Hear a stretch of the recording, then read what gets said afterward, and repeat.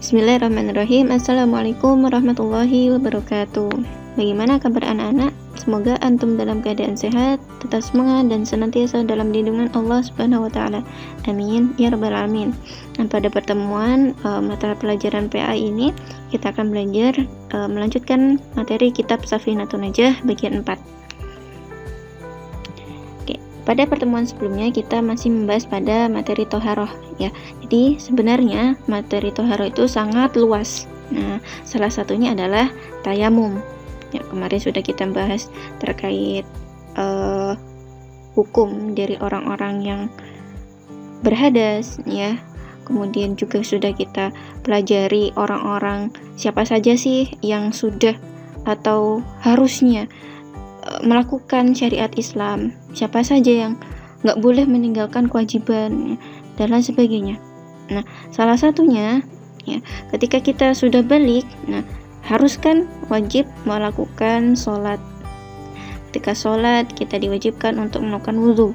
Tapi jika nggak ada air untuk berwudhu, bagaimana? Nah, inilah ya adanya tayamum. Allah memberikan kemudahan bagi manusia untuk bisa tetap melakukan ibadah. Lalu apa saja sebab-sebab seorang itu harus bertayamum ya? Fi asbabit tayammumi, sebab-sebab bertayamum. Asbabut tayammumi salasatun ya. Sebab tayamum ada 3. Ingat, ada 3 saja, yaitu faqdul ma'i, jika tidak ada air. Jika nggak ada air ya maka berwudunya berwudu tidak diwajibkan untuk berwudu, tetapi digantikan dengan tayamum. Oke, sebelumnya pasti antum sudah paham tayamum itu kalau nggak pakai air pakai apa dong Ustazah? Ya pakai debu ya, bukan pakai batu ataupun pakai air. Kalau batu kemarin kita bahasnya di materi istinja. Kalau pakai air pada pembahasan pekan lalu yaitu dengan berwudu. Nah, kalau hari ini kita bahas pakai debu yaitu untuk bertayamum. Kemudian yang kedua ya, sebab kenapa sih kita dibolehkan untuk bertayamum yaitu wal maradu, ketika kita sakit.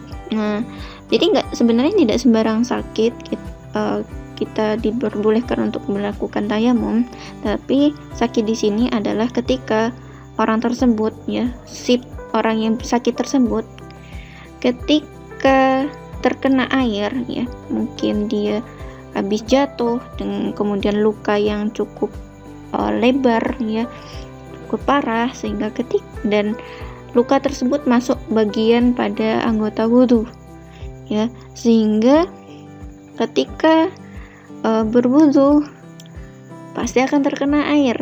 Kalau terkena air maka luka tersebut tidak akan cepat sembuh ya, bahkan akan bertambah parah.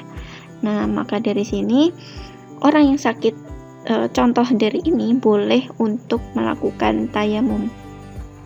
Kemudian ketiga, wal ihtiyaju ilaihi li atashi hayawanin muhtaramin. Nah, mungkin agak hal yang baru ini yang antum ketahui bahwasanya ya, ketika ya kita punya air gitu ya.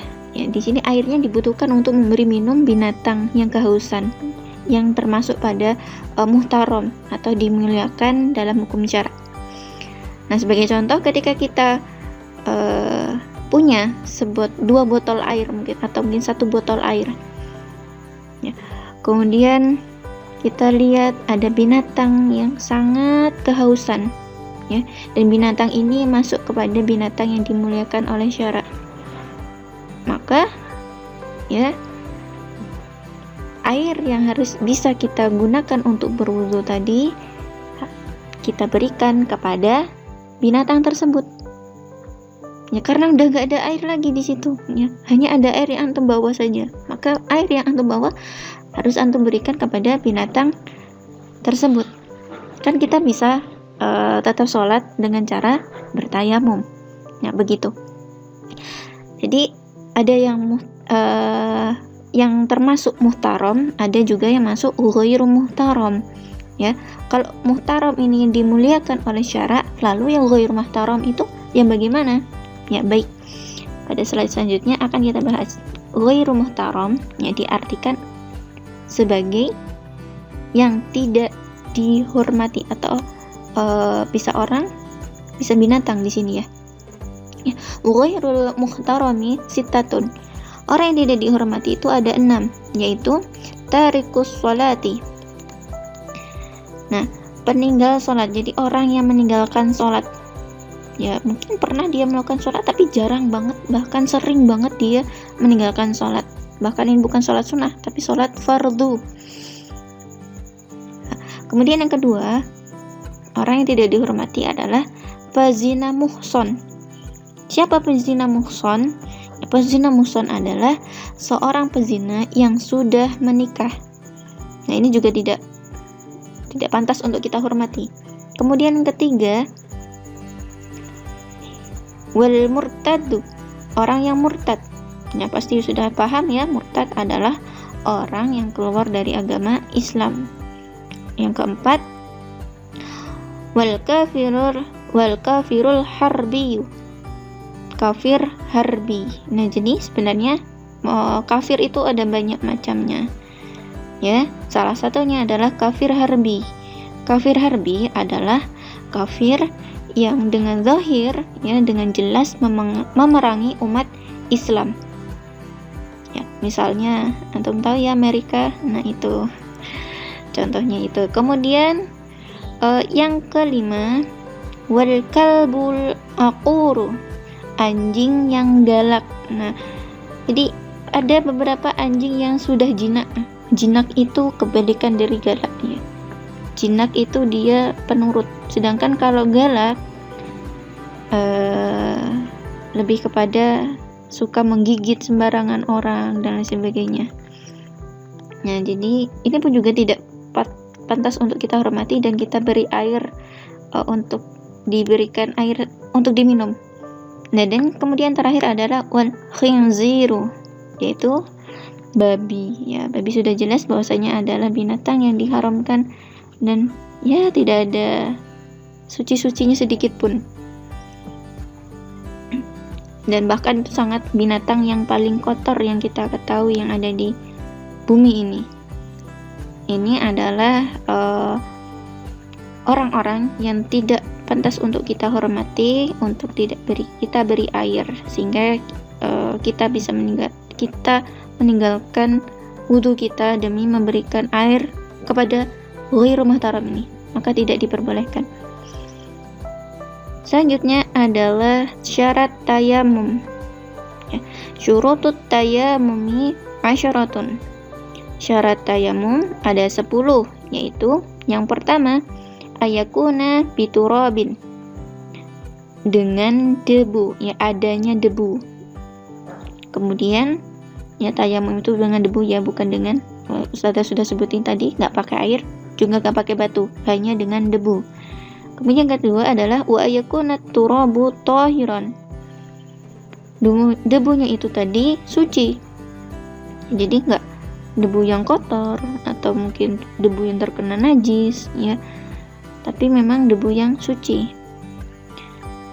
Lalu yang ketiga, wa alla yakuna musta'malan,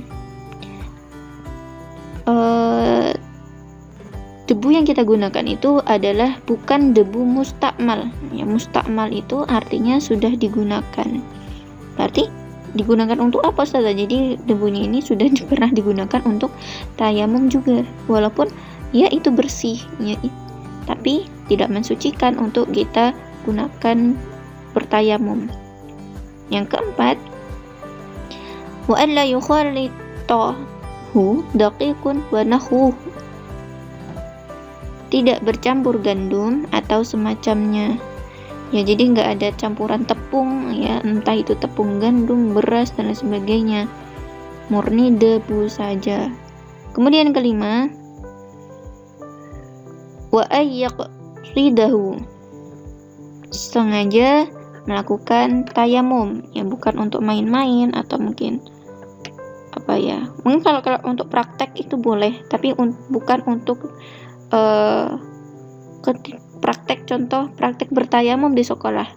Tapi praktek tayamum ini bukan untuk kita melakukan sholat, tapi hanya sekedar mempraktikkan ya. Jadi sengaja bertayamum di sini memang kita utamakan untuk melakukan suatu ibadah begitu. Kemudian keenam, wa ayyamsaha wajhahu wa yadayhi badarbataini, membasuh wajah dan dua tangannya dengan 2 kali tepukan tanah ya. Nanti di akhir akan ada gambar bagaimana cara untuk melakukan tayamum. Jadi gerakannya sama ketika kita melakukan wudhu ya. Jadi semua sela dari wajah itu terkena sapuan debu. Kemudian yang ketujuh adalah wa ayuzilan najasata awalan. Sebelumnya ya, sebelum kita melakukan tayamum, kita tuh sudah melakukan atau sudah membersihkan najis pada badan kita ya. Dengan apa kalau nggak ada air Ustaz? Ya dengan apa?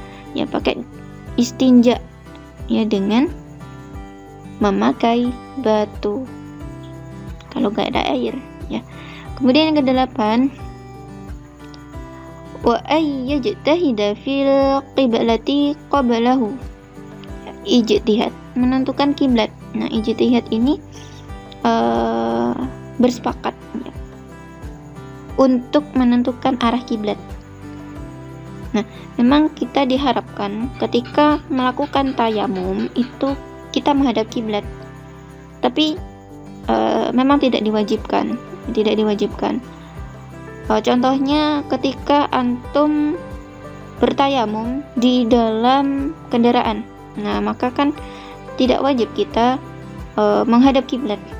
Ya, mau menghadap balik arah daripada kursi yang sudah ditentukan, ya mungkin agak aneh. Walaupun memang dibolehkan, tapi lebih baik ya begitu apa adanya saja ya. Kecuali di luar daripada kendaraan. Yang kesembilan, wa ayyakuna tayammumu ba'da dukhulil waqti. Tayamum setelah masuk waktu. Ya, kenapa sih seperti itu? Ya, asalnya ada di poin ke-10. Wa ayatayammama likulli fardin. Tayamum sekali untuk tiap sholat fardu ya. Jadi inilah alasan kenapa ketika kita bertayamum setelah masuk waktu apa, yaitu waktu sholat ya, sholat fardu. Karena apa? Karena memang satu kali tayamum itu bisa kita gunakan untuk melakukan satu kali sholat fardu. Nah, ini adalah syarat-syarat dari tayamum. Baik, selanjutnya rukun tayamum. Furudut tayamumi khamsatun. Fardu atau rukun tayamum ada 5. Awalu naqlut turabi. Yang pertama, memindahkan debu. Ya, debu yang sebelumnya ada bukan di telapak tangan kita pindahkan ke telapak tangan kita. Kemudian yang kedua, atsani, an-niyatu. Kita melakukan niat, bisa dilafalkan ataupun dalam hati. Memang sunnahnya dilafalkan. Ats-tsalitsu, yang ketiga, mashul wajhi, mengusap wajah. Yang keempat, ar-rabi'u, mashul yadaini ilal mirfaqaini, mengusap tangan hingga siku-siku. Yang terakhir, al-khamisu, at-tartibu bainal mashatain, tertib dalam mengusap. Nah, yang terakhir, paham ya arti tertib? Gak boleh kita acak urutan yang ketiga duluan nih, kemudian baru yang pertama, yang keempat, kemudian yang terakhir niat ya. Tidak bisa. Maka memang rukunnya harus berurutan atau tertib dalam mengusap. Nah, ada juga ya sebenarnya tambahan bahwasanya ketika kita melakukan tayamum itu harus bersambung. Apa bersambung? Maksudnya kita nggak boleh ini udah nih mau usap wajah, kemudian duduk dululah, istirahat, kemudian sambil berbincang mungkin. Nah, ini nggak boleh ya, walaupun hanya duduk dulu kemudian agak lama gitu, itu pun juga nggak diperbolehin. Nah, kemarin sudah kita bahas ya terkait ini. Nah, itu makna dari bersambung. Jadi harus terus berurutan tanpa berhenti ataupun melakukan berbicara dengan orang lain atau berbicara sendiri. Nah, ini adalah rukun dari tayamum. Selanjutnya, apa sih pembatal tayamum? Nah, fi mubtilatit tayamumi, pembatal tayamum. Mubtilatul tayamumi salasatun. Pembatal tayamum ya, itu ada 3, yaitu yang pertama, ma abatalal wudu, apa saja yang membatalkan wudu. Nah, udah paham ya, kemarin sudah kita bahas apa saja yang membatalkan wudu, banyak sekali. Kemudian yang kedua, wariddatu, murtad. Ketika orang murtad ya otomatis tayamum yang dia lakukan, yang udah dia lakukan menjadi batal.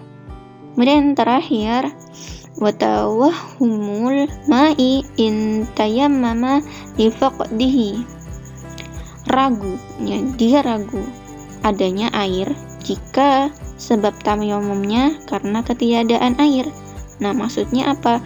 Maksudnya ya kita ragu-ragu ya, ketika kita tayamum ternyata keran sebelah mungkin, atau ternyata airnya itu sudah menyala, airnya itu sudah mengalir.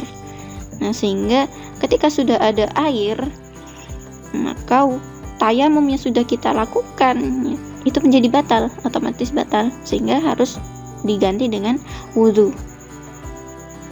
Ini materi pembahasan pada pembatal tayamum. Nah, ini ya gambar terkait bagaimana cara kita untuk melakukan tayamum.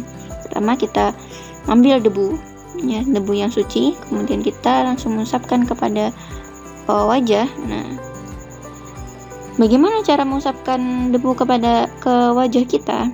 Ya, jadi sama dari batas rambut atas ya sampai bawah dagu, kemudian dari batas telinga kanan menuju telinga kiri, termasuk di antaranya, jadi sela-sela hidung, sela-sela mata, itu terkena usapan dari debu yang telah kita aplikasikan ke telapak tangan. Setelah itu langsung kita menuju ke tangan. Jadi tangan yang diusap pertama adalah tangan kanan. Ya, tangan kanan itu diusap menggunakan tangan kiri. Dan kita paham cara mengusapnya, jempol kita itu kita jauhkan dari 4 jari.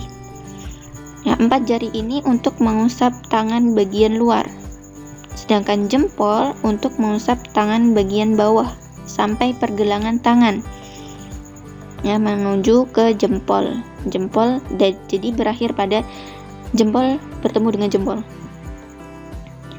Nah, hal itu juga dilakukan sama di tangan sebelah kiri. Nah, itu adalah rangkaian bagaimana cara kita untuk melakukan tayamum. Insya Allah akan Ustazah berikan bagaimana videonya langsung, bagaimana cara kita untuk melakukan tayamum ya.